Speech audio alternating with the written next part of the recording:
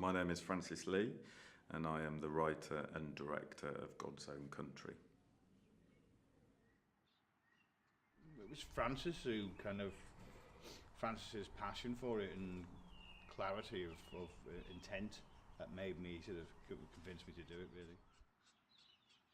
I think it's quite extraordinary for someone making their debut feature to be so sure of how he needs to work and how he wants to work with us.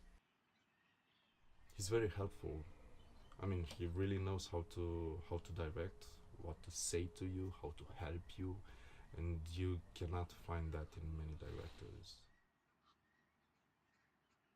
It's a very nice atmosphere on the set. Everybody wants to do the best by him and his really lovely script. I grew up in Yorkshire, I live in Yorkshire, I am from a farming family.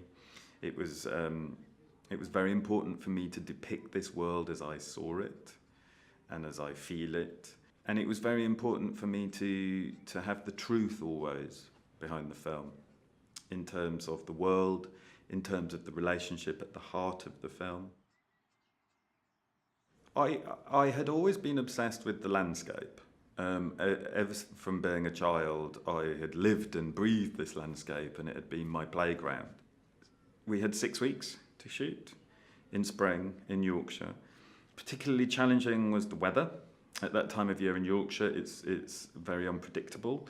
In a typical day, we might have bright sunshine, rain, snow, wind, and so having any kind of continuity of light was very difficult. And we work with real farm animals, which are very unpredictable.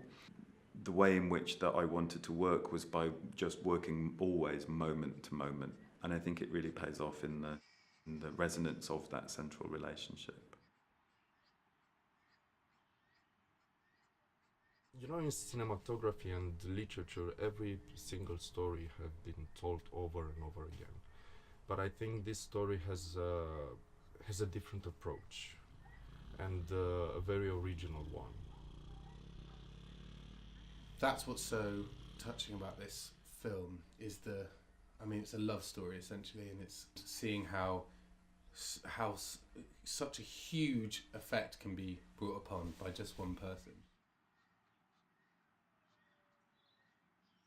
The central relationship is about falling in love and is about a boy who has to find a way in which he can be emotionally open enough to love and be loved. And I think that it has a lot of resonance for anybody who has ever been in love for the first time.